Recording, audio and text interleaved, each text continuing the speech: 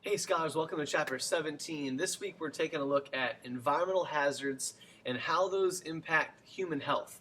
And that's really what we're going to talk about this week. So we start off with a core case study on the global HIV and AIDS epidemic.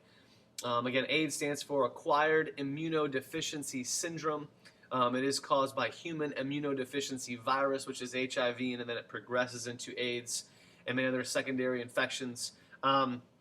As of right now, there are no vaccines or cures to prevent or cure AIDS. There are lots of expensive drugs that make you live longer and combat the process of HIV turning into AIDS as well. So far, there are 25 million deaths, and that has altered a lot of countries' age structures overall, like what the age looks like as far as the population of that country.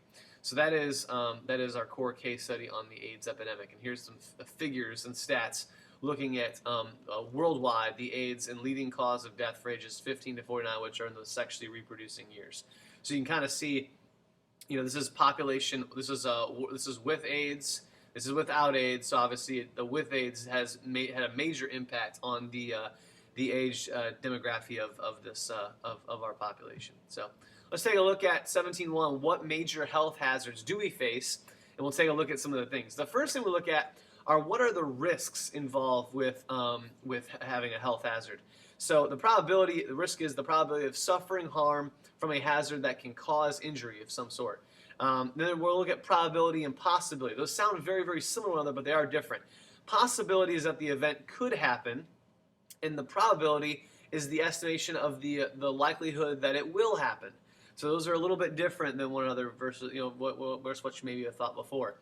We're also looking at two other terms, risk assessment and then risk management. And it's kind of one comes before the other one. So in risk assessment, you estimate how much harm a particular hazard could cause to human health, and also maybe how likely that that the person would actually encounter that risk or be a part of that risk. And then risk management is kind of after you've done your risk assessment, you are deciding whether or how to reduce that particular risk to a certain level, and at what cost is it going to cost you? Maybe like costing you, if your recreation, your hobby is, I don't know, skydiving, that's a pretty high level risk.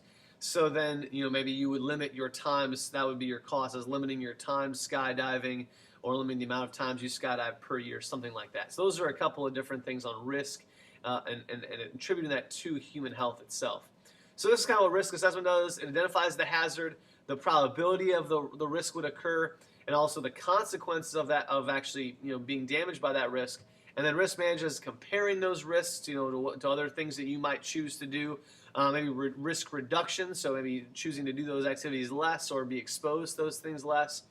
Risk reduction strategy, so you have to come up with a strategy how you would reduce it, and then also how much money would you spend financially to lessen your impact by that risk.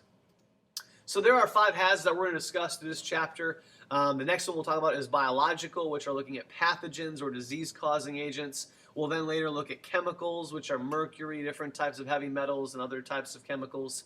And we'll also look at physical, fire, earthquake, floods. Those are another example of a hazard. Cultural, any unsafe working conditions, like working in third world country factories, criminal assault, things like that are all about culture and how many people are living close to one another. And then also lifestyle choices, the last one, which is smoking, eating, and drinking too much of different things. So those are our 5 major types of hazards: biological, chemical, physical, cultural, and lifestyle. We'll see you guys next time for biological hazards.